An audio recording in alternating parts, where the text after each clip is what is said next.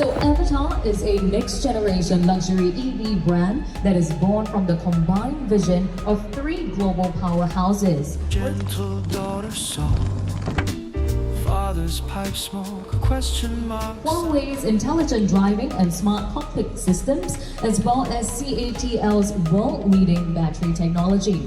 Sign the line, no love, just dowry's worth. Stared at photo, strangers smile.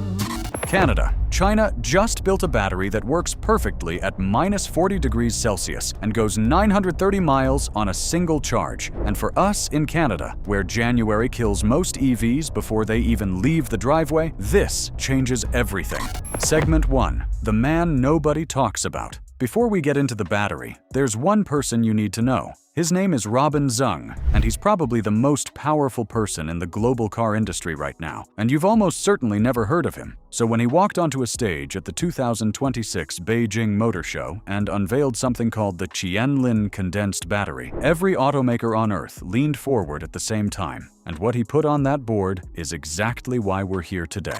Segment 2. The problem Canada never fully solved in 2024. EVs hit 14% of new car sales here. Then the federal rebate ran out. Prices jumped 8 to 12% overnight, and by 2025 we were back down to 9%. Annual sales dropped from 264,000 to 191,000 in a single year. And the number one reason Canadians still won't buy: range anxiety and charging access, cited by 54% in the most recent surveys. In a country this size, in a climate this brutal, that's not irrational. That's completely fair, because at just above freezing, a lithium-ion battery accepts 36% less power than at room temperature, and every charge cycle wears the battery down a little. The pack that gave you 280 miles eventually gives you 250, then 220. So when CATL claimed they'd solved range, cold weather performance, charging speed, and degradation all at once, every Canadian sitting on the fence had a very good reason to pay attention. Segment 3. Meet the Qianlin. The battery is called the Qianlin Condensed, and the trick that makes 930 miles possible starts with one single swap that changes everything downstream.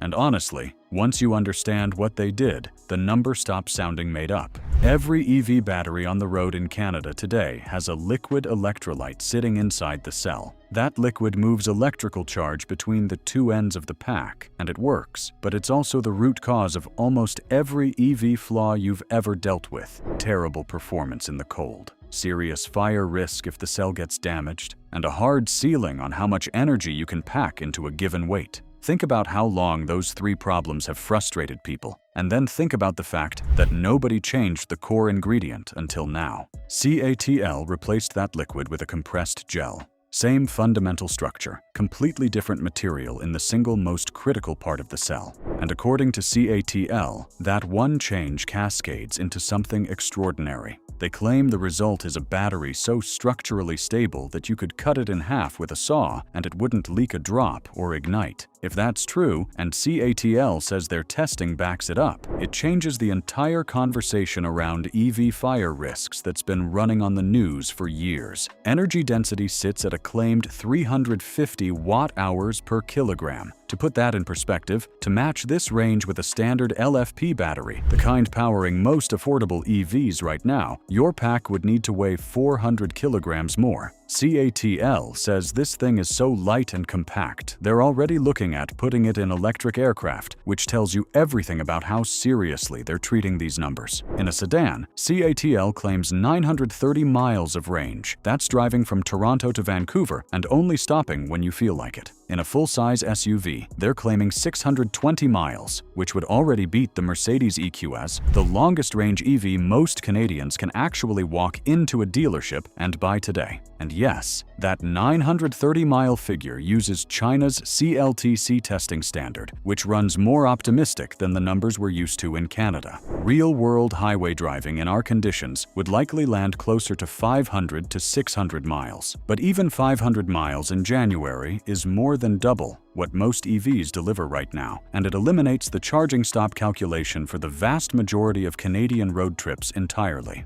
If you've ever genuinely wanted an EV but talked yourself out of it the moment you thought about driving across the prairies in February, this is the battery that was built for that exact hesitation. But here's the part that actually stopped me cold, and almost nobody is talking about it loudly enough. Segment 4. The Salt Battery Canada actually needs one version of the Cyanlin doesn't run on lithium at all. And this is where the story goes from impressive to genuinely game-changing for Canada specifically. CATL developed a sodium-ion variant alongside the condensed pack. Sodium is one of the most abundant materials on Earth. We're essentially talking about salt. No cobalt, no lithium, none of the environmentally brutal, geopolitically messy mining that turned the EV supply chain into a decade-long diplomatic headache. And that matters to Canada right now in a way it doesn't quite land anywhere else. Prime Minister Mark Carney flew to Beijing in January 2026 and came back with a deal that shocked a lot of people. Canada dropped its 100% tariff on Chinese EVs down to 6.1%, opening a quota of 49,000 Chinese-built vehicles per year, with half those spots reserved specifically for EVs priced under 35,000 Canadian dollars. The goal was simple: get more affordable EVs into a Canadian market where price had become the single biggest wall between buyers and the decision. That's a massive political bet, and sodium-ion is precisely the chemistry that makes affordable, high-performance EVs possible without the lithium supply chain that's kept costs high for years. So these two things, the trade deal and the battery breakthrough, are arriving at exactly the same moment. And here's the performance side that matters most for Canadian winters specifically. According to CATL, their sodium-ion variant holds 90% of its capacity at minus 40 degrees Celsius, colder than Edmonton in January, colder than Winnipeg at its worst, colder than virtually anywhere in Canada actually gets on its worst day. If that holds up in real-world conditions, the cold weather problem and the dirty supply chain problem, two of the most legitimate criticisms Canadians have thrown at EVs since the beginning, both get handled in a single chemistry shift. That's not a minor upgrade. That's a completely different starting point for the conversation. CATL says their sodium-ion production line is going live this year with Chang'an. Real cars, real scale, not a concept sitting in a lab waiting for funding. So at this point, what's the last real argument standing against EVs? Charging speed. And you already know where this is going. Segment 5. 4 minutes, anywhere, including minus 30. You know exactly how this argument goes. Range is fine, sure, but I'm not sitting at a rest stop on the Trans-Canada for 45 minutes while the gas car next to me is already back on the highway. And honestly, until right now, that's been a completely fair point. Alongside the Cyanlin, CATL unveiled the third-generation Shengxing battery, built specifically to kill that last objection. The Shengxing charges at up to 1,300 kilowatts, the fastest public chargers most Canadian drivers have actually used. Electrify Canada's 350 kilowatt stations on the Trans-Canada corridor run at less than a third of that at peak. The Shengxing runs at more than 3 times those numbers. In real life, according to CATL, that means 10% to 80% in 3 minutes and 44 seconds. A near full 98% charge in 6 minutes and 27 seconds. And here's the number that matters most for every Canadian winter driver. At minus 30 degrees Celsius, the temperature where your phone shuts itself off to protect its own battery, CATL claims the Shengxing goes from 20% to 98% in 9 minutes. Tesla Superchargers, currently the most reliable fast-charging network in the country with over 500 locations, add about 200 miles in 15 minutes. The Shengxing, if those numbers hold, adds 250 miles in 4. You pull up somewhere outside Thunder Bay, plug in, walk inside, grab a Tim Hortons,